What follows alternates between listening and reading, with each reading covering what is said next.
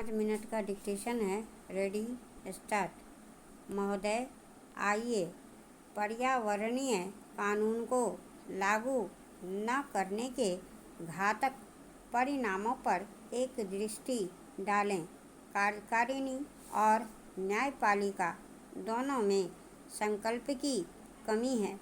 खेद है कि प्रदूषण नियंत्रण मंडल प्रदूषण नियंत्रण के लिए कुछ नहीं कर सके, और यदि उन्होंने कोशिश की तो उद्योगपतियों के दबाव में आकर राजनीतिज्ञ आड़े आ जाते हैं और अपराध के बड़े से बड़े मामले में भी अधिकारी कोई कार्रवाई नहीं करते, चाहे प्रदूषक उद्योग निजी क्षेत्र के हों या सार्वजनिक क्षेत्र के।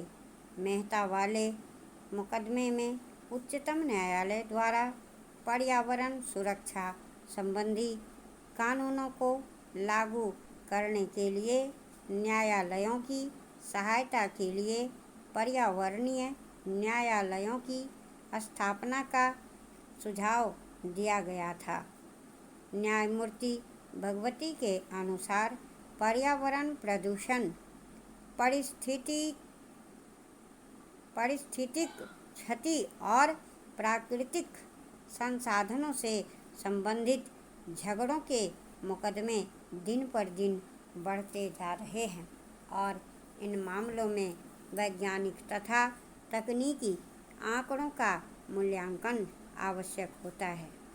इसलिए क्षेत्रीय आधार पर पर्यावरण न्यायालयों की स्थापना की जानी चाहिए, जिनमें एक न्यायाधीश के अतिरिक्त मामले की प्रकृति और अपेक्षित विशेषज्ञता को देखते हुए पारिस्थितिक विज्ञान विषय के 2 विशेषज्ञ हों। तथापि पर्यावरणीय न्यायालय के निर्णय के विरुद्ध उच्चतम न्यायालय में अपील का अधिकार हो। प्रदूषक उद्योगों में शक्तिशाली निहित स्वार्थों के कारण श्रीमती मेनका गांधी, पूर्व पर्यावरण एवं वन मंत्री, भारत सरकार के समर्थन के बावजूद इस प्रस्ताव पर कार्रवाई नहीं की गई। प्रदूषण में पैसा है और नौकरशाही पैसे वालों का साथ देती है तथा पारंपरिक न्यायालय पर्यावरण न्यायालयों के प्रति अति संवेदनशील हैं। पर्यावरण विज्ञान उनके लिए यह एक नया विषय है। न्यायालयों के इस विषय से अनभिज्ञ होने से हानि होती है और नकारात्मक दृष्टिकोण के कारण न्यायाधीश ऐसे मामलों में यथास्थिति बनाए रखने, स्थगन आदेश देने या मुकदमा खारिज करने जैसा आसान तरीका अपनाते हैं।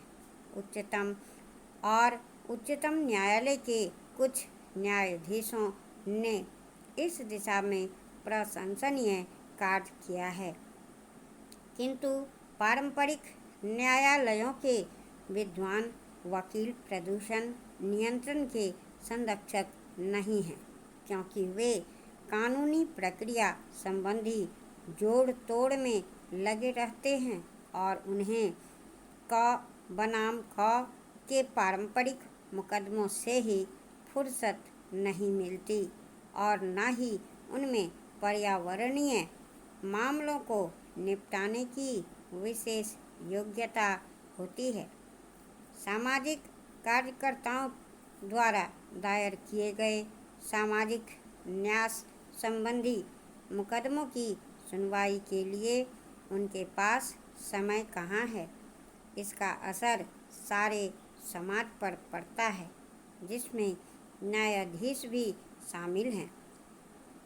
अन्य लोगों की तरह उन्हें भी दूषित वायु में सांस लेना पड़ता है, प्रदूषित पानी पीना पड़ता है, वनों की कटाई और रेगिस्तान का वे भी रोना रोते हैं और प्रचुर मात्रा में उपलब्ध अनेक नैसर्गिक लाभों से वंचित रहना पड़ता है। लेकिन प्रकृति का आनंद लेने के लिए कवि जैसा संवेदनशील हृदय होना चाहिए, जो जीवन की कविता से